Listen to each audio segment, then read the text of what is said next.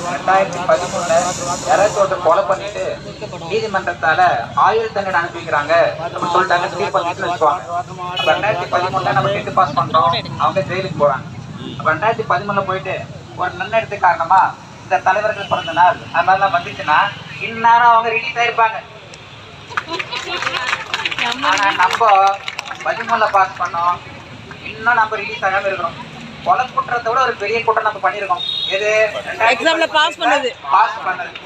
கொலை குற்றத்தை பண்ணவங்க கூட நான் ரிலீஸ் ஆயிருப்பாங்க. ஏன் எங்களுக்கு ஒன்றும் டிஎல் வரல?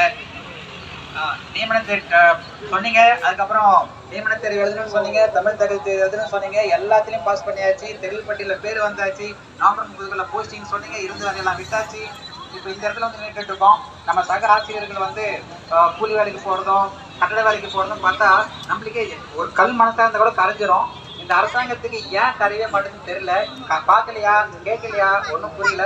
ஸோ ஆல்ரெடி ஒரு ஆயுள், அது பேர் ஆயுள் தண்டனை முடிஞ்சிச்சு எங்களுக்கு, அது அனுபவிச்சிட்டோம்.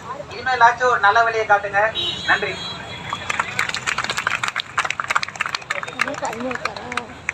கல்முனை பற்றியே பேசுகிறா, நீ எப்படி தெருவை பற்றி பேசுகிற? எல்லாரும் பேசலாம், அந்த இடத்துக்கு போயிட்டு வாங்க.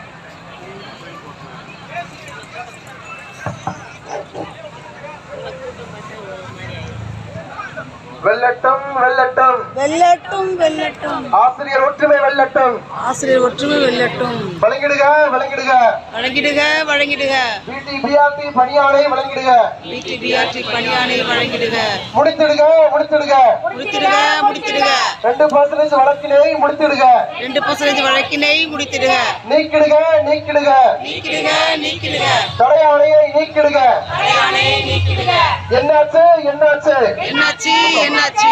நவம்பர் 30 கொடுத்த வாக்குறுதி என்னாச்சு? வருஷமாச்சு வருஷமாச்சு,